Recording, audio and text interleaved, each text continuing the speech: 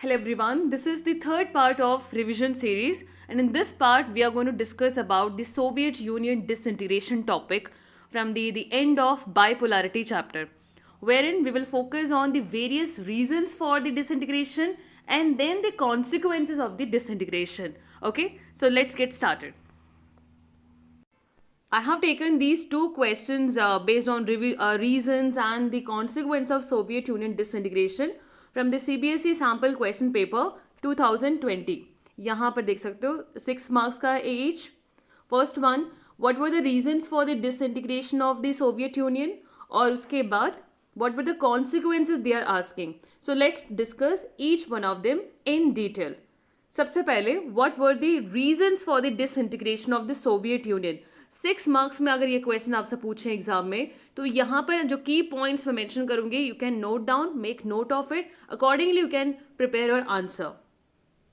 Now the first reason behind it. Now the first reason was absence of democracy. See previous part में जब हमने discuss किया था regarding the features of Soviet system, there I clearly mentioned that one of the feature was basically Soviet system was very bureaucratic और authoritarian था. Okay और democracy इतना ज़्यादा प्रेजेंट नहीं था और लोगों के पास फ्रीडम ऑफ स्पीच भी ज़्यादा अवेलेबल नहीं था. You can criticise about the communist party of that USSR. Okay. So the first reason being absence of democracy, wherein you have to mention all these points. Number one, the Soviet system was very bureaucratic and authoritarian और बहुत ज़्यादा over centralization था institution में. Everything was controlled by the government. Decentralization नहीं था वहाँ पर. Okay, and then democracy was not present, and of course the freedom of speech जो था that was actually absent. So this was the first reason. And the second reason was basically the failure of the Communist Party. USSR में जो communist party है उसका failure हुआ था. And failure क्या था? जितने भी इंस्टीट्यूशंस है उसमें कम्युनिस्ट पार्टी का बहुत ज़्यादा टाइट कंट्रोल था. Okay, that means they had no freedom to that freedom to establish or produce whatever they want. For example, if I talk about industry, वो खुद प्रोड्यूस नहीं कर सकते थे. Everything from pen to cars, everything was controlled by the government. State ownership था वहाँ पर. Okay so यहाँ पर जितने भी इंस्टीट्यूशंस है उनके पास इतनी आज़ादी नहीं थी. That was know all those institutions were controlled by the communist party. और ये कम्युनिस्ट पार्टी बहुत ज़्यादा अनअकाउंटेबल थी पीपल के साथ. Okay they were not accountable. वो आंसरेबल नहीं थे. वो they were unaccountable to the people. And जितने भी पीपल जो थे 15 रिपब्लिक, सोवियत यूनियन 15 रिपब्लिक का एक यूनियन था. तो उन सारे रिपब्लिक्स में जो लोग हैं उनके जो एस्पिरेशंस है उसको बेसिकली यहाँ पर प्रॉपर तरीके से लुक आफ्टर नहीं किया कम्युनिस्ट पार्टी ने. तो ये था second reason. Then the third one, dominance of one republic. Since USSR 15 republic का एक यूनियन था तो उसमें एक जो रिपब्लिक है दैट वाज बेसिकली रशिया, जो बाद में USSR का सक्सेसर बना. ओके तो रशिया का डोमिनेंस बहुत ज़्यादा था जिसके वजह से जो बाकी रिपब्लिक्स में जो जितने भी स्टेट्स हैं वहाँ पर जो लोग जो थे उनके मन में ये फीलिंग था कि दैट दे वर नेग्लेक्टेड और उनको सप्रेस किया जा रहा है. And everything is dominated by one republic, that was Russia. ये थर्ड रीजन था. Then the fourth reason being cold war. Yes, जो cold war USA and USSR के बीच में चल रहा था वो भी एक रीजन था for the disintegration of Soviet union. Now how? Cold war के टाइम पे USSR का फोकस मेनली क्या था? दैट USA के साथ एक तरीके से जो कोल्ड वॉर चल रहा था उसमें हर एंगल में उसको जीतना है. In terms of spreading of ideology वो फोकस कर रहा था spreading the communism and socialism. In terms of enhancing its control to the nearby region, वो वहाँ पर एक्सपांशन कर रहा था. For example eastern Europe was influenced by the USSR. वो ईस्टर्न यूरोपियन जो स्टेट जो थे they become satellite states of USSR. जैसे उनमें से एक पोलैंड भी है. ओके तो यहाँ पर यूएसएसआर का फोकस था ड्यूरिंग दिस कोल्ड वॉर, जैसे आर्म्स रेस या जितने भी रेस चल रहा था बिटवीन यूएसए एंड यूएसएसआर, उसका मेन फोकस था to win in all that respective field. और इसके वजह से हुआ क्या, it lagged behind in the advancement of the society. लोगों के जो एस्पिरेशंस हैं इकोनॉमिक डेवलपमेंट, वहाँ पर उसका फोकस नहीं था इतना, जिसके वजह से टेक्नोलॉजिकली बहुत ही ज़्यादा बैकवर्ड था एज कंपेयर टू यूएसए.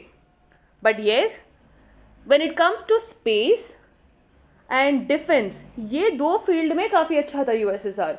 वेराज बाकी डिफरेंट फील्ड में अगर टेक्नोलॉजिकल एडवांसमेंट देखोगे वहाँ पर यूएसएसआर बहुत पीछे था. ओके तो in terms of technology, infrastructure, transportation और लोगों के जो पॉलिटिकल इकोनॉमिक एस्पिरेशन को फुलफिल करने में यूएसएसआर फेल हो गया था. This was the third reason. Then the fourth one, failure in the economic field, and I feel this was one of the main reason. Economic field में USSR का failure था. World war 2 के बाद USSR काफ़ी powerful country emerge हुआ था, जैसे इस तरीके से यूएसए पावरफुल था. But yes, during this cold war time period economic field में यूएसएसआर का फेलियर रहा, और ये एक मेजर रीज़न बन गया था for the disintegration of Soviet union. कैसे, जितने भी प्रोडक्टिविटी, टेक्नोलॉजिकल एडवांसमेंट, वो जो थे as I mention earlier western country से काफ़ी पीछे हो गए थे, they were backward. And then जो इंडस्ट्रीज जो थी which were controlled by the state, वो इतना प्रोड्यूस नहीं कर रहे थे जितना कंज्यूमर की डिमांड थी. ओके तो जितना डिमांड है उसके अकॉर्डिंग अगर आप प्रोड्यूस नहीं कर रहे हो तो ultimately the price of the thing goods will go up. Okay demand and supply economics में हमने पढ़ा हुआ है. तो वहाँ पर अगर वो इम्बैलेंस होता है तो that is a very big problem. तो डिमांड ज़्यादा है लोगों के पास बट प्रोडक्शन बहुत कम है. This will lead to inflation. Price rise बहुत ज़्यादा इंक्रीज हो गया था. इन्फ्लेशन मीन्स प्राइस का इंक्रीज होना.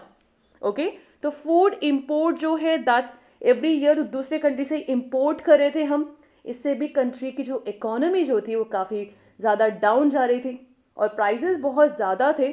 तो ये अल्टीमेटली एक तरीके से एक बहुत बड़ा मेजर फैक्टर बन गया था. And for example you can see by late 1970s वहाँ के जो मेजर लीडर्स हैं यूएसएसआर के, उन्होंने ये they agreed that yes the economy is going down and it is becoming stagnant. रुक गया एक तरीके से, फुल स्टॉप हो गया. फाइन. और दूसरा उसके ऊपर से यूएसएसआर ने इन्वेजन किया था अफगानिस्तान को इन 1979 सो दैट वहाँ पर कम्युनिस्ट की सरकार बने रहे. ओके और 79 से लेकर 89 तक 1989 तक सोवियत यूनियन की जो फोर्स है, जो सोल्जर्स वो वहाँ पर थे. इसमें भी बहुत ज़्यादा इकोनॉमिकली लॉस हुआ बिकॉज वहाँ पर अगर हम सोल्जर को सेंड कर रहे हैं you have to maintain them, उनके लिए आप वेपन्स वगैरह आपको परचेज करना होगा. तो इकोनॉमिकली वहाँ पर भी आपका बहुत ज़्यादा कंट्री का जो मनी है वो स्पेंड होगा. ओके एंड बहुत ज़्यादा सोल्जर का लाइफ का भी लॉस हुआ. फाइन. तो इन सारे सिचुएशन से इकोनॉमिक कंडीशन जो थी वो काफ़ी ज़्यादा डाउन चल रहा था यूएसएसआर में, और ये एक one of the main reason बन गया था फॉर डिसइंटीग्रेशन. और सबसे इम्पॉर्टेंट लास्ट में ये तो आपको मेंशन करना ही है, Mikhail Gorbachev's policies. Mikhail Gorbachev basically कौन थे? ये थे general secretary of Communist Party. Okay Soviet Union में 1985 में कम्युनिस्ट पार्टी के ये जनरल सेक्रेटरी बने थे. और इन्होंने क्या कोशिश किया, जैसे ही ये पावर में आए इन्होंने ये कोशिश किया कि जो सिचुएशन अभी ख़राब चल रहा है, जो इकोनॉमिक कंडीशन इतनी ख़राब हो रही है और बाकी ओवरऑल जो हमारे वेस्टर्न कंट्रीज़ के साथ भी रिलेशन ख़राब है, let's do one thing, reform करते हैं, इसे ठीक करते हैं. ओके उन्होंने रिफॉर्म करने के लिए 2 इम्पॉर्टेंट पॉलिसीज़ अनाउंस करी थी. Number 1 perestroika and then glasnost. तो अगर आपको MCQs में पूछे या 1 मार्क्स में पूछे तो याद रखना 2 पॉलिसीज़ कौन से थे वो, perestroika and glasnost. Do remember this. Now perestroika means what? Basically restructuring, reforming. तो इकोनॉमिक फील्ड में हमें रिफॉर्म करना होगा. ओके एक तरीके से ये हो गया. देन ग्लासनोस्ट का मतलब है एक तरीके से ट्रांसपेरेंसी. कि हमें ट्रांसपेरेंसी लाना है सिस्टम में. इट शुड बी जो भी गवर्नमेंट काम कर रही है, whatever it is doing, it should be transparent, it should be available to the people, of course except highly confidential things. Okay, तो यहाँ पर द पॉलिसी ऑफ ग्लासनोस्ट के थ्रू फ्री और फ्रैंक डिस्कशंस होने स्टार्ट हो गए थे on every political, economic और सोशल इश्यूज. तो सोसाइटी में जो भी पॉलिटिकल मैटर्स है, इकोनॉमिक कंडीशंस है और जो सोशल जो भी इश्यूज चल रहे थे, इन सभी के ऊपर एक तरीके से through the policy of glasnost लोगों को ये एक आज़ादी, फ्रीडम मिला एक तरीके से कि वो फ्री एंड फ्रैंक तरीके से डिस्कशंस कर सकें इन सारे इश्यूज़ के ऊपर. ओके, एंड देन जो सिविल लिबर्टीज़ है उसके ऊपर जो रिस्ट्रिक्शन पुट हुआ था पहले, that restriction those restrictions were being removed through this policy. Okay, then through perestroika, इसके थ्रू गवर्नमेंट का क्या मेन फोकस था कि जो इकोनॉमिक में जो स्टैग्नेशन है, जो रुका हुआ इकोनॉमी अभी बढ़ नहीं रहा, it's stagnated, it's not growing, उसको बेसिकली रिफॉर्म करना है, इकोनॉमी एक तरीके से रिवाइव करना है through this way.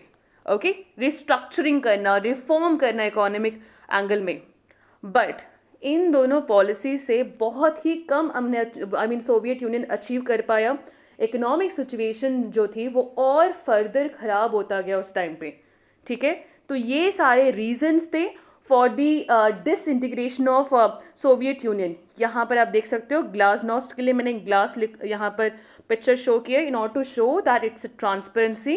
Then perestroika का मीन्स रिफॉर्म करना, रीस्ट्रक्चरिंग करना. I hope all these 6 points are clear to you. Notes बनाना, माइंड मैप बना के इसको अच्छे से लर्न कर लो. Now coming to the next question, what were the consequences of the disintegration of the Soviet Union. कि अब सोवियत यूनियन डिसइंटीग्रेशन क्यों हुआ, रीज़न हमने डिस्कस किया. अब डिसइंटीग्रेशन होने के बाद उसके कॉन्सिक्वेंसेज क्या थे वो हम देखते हैं. Again for 6 marks 6 points we have to learn in this part. Now ये देखो, यहाँ पर ये वो की पॉइंट्स हैं of disintegration of Soviet union. मैंने यहाँ पर 7 पॉइंट्स लिए जो मुझे अच्छे लगे थे. You can remember all the points, 6 any 6 you can remember. Okay, now the first one बहुत ही important and very simple.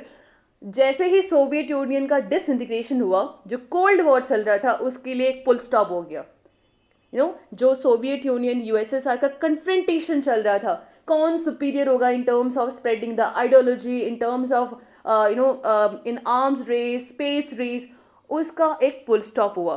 The first consequence was end of the cold war. Number 2, change in power relation in world politics. Since अब USSR का disintegration हो गया, तो अब world में कौन power, किसके पास पावर होगा, वो जो पावर रिलेशन है वर्ल्ड लेवल पे, दैट स्टार्टेड चेंजिंग. और चेंज क्या हुआ इनिशियली अगर मैं बात करूं, we witnessed dominance by one super power, और वो था यूएसए. कि USA emerged as the sole power after the disintegration of Soviet union. And with the passage of time वो एक यूनिपोलर वर्ल्ड क्रिएट हुआ, एक सुपर पावर था. Then with the passage of time हमने ये विटनेस किया कि वर्ल्ड जो है वो मल्टीपोलर बन गया. बहुत सारे डिफरेंट मल्टीपल पावर्स जो है वो डिफरेंट रीजन में इमर्ज हुए. जैसे अगर हम आज के टाइम पे बात करें, we have USA. Okay, then in Africa में साउथ अफ्रीका है थोड़ा ज़्यादा, आई मीन इन टर्म्स ऑफ उसके साथ कंपैरिजन करें अफ्रीकन कॉन्टिनेंट में, it is in a very good position. Then we have in Asian region Russia है. ओके, रशिया तो पहले से ही था. देन China emerged, India emerged, in Europe में फ्रांस है, जर्मनी है, यूके है. तो बेसिकली बहुत सारे मल्टीपल जो कंट्रीज है, पावरफुल कंट्रीज इमर्ज हुए. So initially after the disintegration of Soviet Union we witnessed domination by one super power, that was basically USA. यानी the world became unipolar. Then with the passage of time we witnessed emergence of multipolar world. So ये second था. Then the third one, जो Britain hood institutions है, Britain would जो है it is basically a name of a place in United states of America. Okay, यहाँ पर एक conference हुआ था, उसके थ्रू दिस वर्ल्ड बैंक और आईएमएफ का जन्म हुआ था. फाइन. तो वर्ल्ड सोवियत यूनियन के डिसइंटीग्रेशन के बाद ये जो ब्रिटेन वुड इंस्टीट्यूशंस हैं जैसे कि वर्ल्ड बैंक, IMF, ये दोनों बहुत ही एक्टिव रोल इन्होंने प्ले करना स्टार्ट कर दिया at the international level. Now how? जितने भी न्यूली जो सेकेंड वर्ल्ड कंट्रीज हैं, जो भी कम्युनिस्ट आइडियोलॉजी को फॉलो कर रहे थे और जो न्यूली इंडिपेंडेंट कंट्रीज जो थे, they required loan for their countries development. तो वो लोन कहाँ से लेते थे? ऑफकोर्स वर्ल्ड बैंक से लोन लेते for the development purpose, and IMF से वो लोन लेते थे for in order to basically अगर इकोनॉमी बहुत ज़्यादा ख़राब सिचुएशन में है, उसको आपको ठीक करना है, रिवाइव करना है. For that you will take that country will take loan from IMF. अगर किसी कंट्री का इकोनॉमिक कंडीशन बहुत अच्छा है, वो और फर्दर डेवलप करेंगे, तो वो वर्ल्ड बैंक से लेंगे. अगर किसी कंट्री का सिचुएशन बहुत ख़राब है, उसको रिवाइव करना है, then they will take loan from IMF. तो इस तरीके से वर्ल्ड बैंक एंड IMF, ये इंस्टीट्यूशंस ने बहुत इम्पॉर्टेंट रोल प्ले करना स्टार्ट किया. इनकी जो इम्पोर्टेंस है वो काफ़ी बढ़ गई थी after the disintegration of Soviet union, because many new countries emerged, they required loan to take from these institutions for different purpose. Okay, now the fourth one being the, since USSR टूट गया था, disintegrate हुआ, तो बहुत सारी new countries emerge हुई. वो 15 countries का यूनियन था, तो ऑल बिकेम इंडिपेंडेंट. ओके, तो फोर्थ क्या हुआ? मेनी न्यू कंट्रीज एमर्ज अपने एक independent country, as a independent country with their own aspiration, उसका इमर्जेंस हुआ.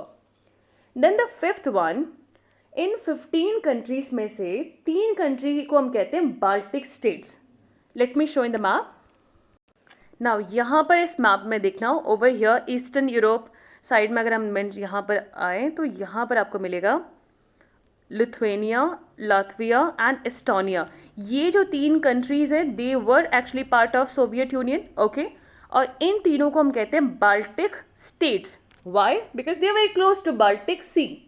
ओके, तो इन तीनों कंट्रीज़ ने क्या किया, उनकी आइडियोलॉजी थोड़े ज़्यादा यूरोपियन की तरफ थी, अलाइंड थी, तो they joined European Union. Okay, तो डिसइंटीग्रेशन के बाद इनका इन्होंने ज्वाइन कर लिया European Union, and then with the passage of time they join the NATO alliance. Fine, तो ये एक चेंज हुआ, ये एक कॉन्सिक्वेंस था after the disintegration of Soviet union. And the sixth one, since cold war के टाइम पे USA was spreading the liberal democracy and capitalism ideology. Okay, USSR का फोकस था कम्युनिज्म और सोशलिज्म को स्प्रेड करना. तो जैसे ही सोवियत यूनियन टूट गया, उसका डिसइंटीग्रेशन हो गया, तो वर्ल्ड के सामने एक तरीके से प्रूफ बन गया कि now in terms of ideology USA का जो है कैपिटलिज्म एंड लिबरल डेमोक्रेसी, ये जो आइडियोलॉजीज है, ये as a supreme ideology emerge हो गए. ओके, और जितने भी 15 जो कंट्रीज ये टूट गए थे USSR के, उन कंट्रीज में भी कैपिटलिज्म और लिबरल डेमोक्रेसी का एक तरीके से अडॉप्ट करना उन्होंने स्टार्ट किया. एंड उसी में क्या हुआ था, एक तरीके से इकोनॉमी को कैपिटलिज्म की तरफ अलाइन कर रहे थे, जिसमें हम कहते हैं शॉक थेरेपी हमने पढ़ा था. फाइन, जिसमें वर्ल्ड बैंक और IMF ने बहुत इंपॉर्टेंट रोल प्ले किया था. ओके, तो sixth one, capitalism and liberal democracy ideologies emerge as supreme. Then the seventh one, last one, Soviet Union के टूटने के बाद उसका सक्सेसर, कि उसको कौन रिप्रेजेंट करेगा अब, क्योंकि उससे पहले USSR का डिफरेंट जगह पे ट्रीटीज़ है, उसका वो मेंबर भी है UN सिक्योरिटी काउंसिल में, कोई तो रिप्रेजेंट करेगा. तो उन 15 में से जो काफ़ी डोमिनेंट पावरफुल एक रिपब्लिक था, Russia, it became the successor of USSR. ठीक है, जैसे UNSC में जो उसका सीट है, परमानेंट सीट, वो that has been taken over by, represented by Russia. Then जो भी इंटरनेशनल एग्रीमेंट्स, ट्रीटीज़, कमिटमेंट जो USSR ने किया हुआ है, जो साइन किया हुआ है, दैट हैज़ नाउ बिन वहाँ पर मेंशन हो गया रशिया का. देन जितने भी रिपब्लिक्स हैं 15 में से, अब रशिया बन गया one of the nuclear state of post Soviet. Okay, तो उन सोवियत का, सिंस USSR के पास न्यूक्लियर वेपन्स थे, वो one of the nuclear weapon state है, तो उसको उसके जगह पे अब रशिया ने टेक ओवर किया है, तो ऑब्वियसली उन 15 में से अगर हमें ये क्वेश्चन पूछें 1 मार्क्स में भी, दैट कौन सा रिपब्लिक है वो एक न्यूक्लियर स्टेट है out of those 15, that the answer will be Russia. और उसके बाद with the passage of time Russia ने न्यूक्लियर डिसआर्ममेंट की, हमारे जो न्यूक्लियर वेपन्स है उसको कम करने की जो भी एग्रीमेंट्स है, Russia started doing all those treaties and agreements with USA. तो ये था 7th consequence. I hope this one is clear to everyone. Now let's have a look at the MCQs question. The first one, dash were adopted as the basis for the post-Soviet republic. यानी Soviet union जो Republic है उसके disintegration के बाद वहाँ पर कौन सी ideology को हमने अडॉप्ट किया था. Again pause the video and guess answer for this. First one, fascism and democracy. Option B, communism and democracy. And option C, capitalism and democracy. Democracy here means I'm liberal democracy I'm mentioning. Then fourth one, socialism and democracy. Yes, the answer will be C, capitalism and liberal democracy. Okay? Alright. So that's it in this part. You can download this PDF from my Telegram channel. Thank you for watching this video.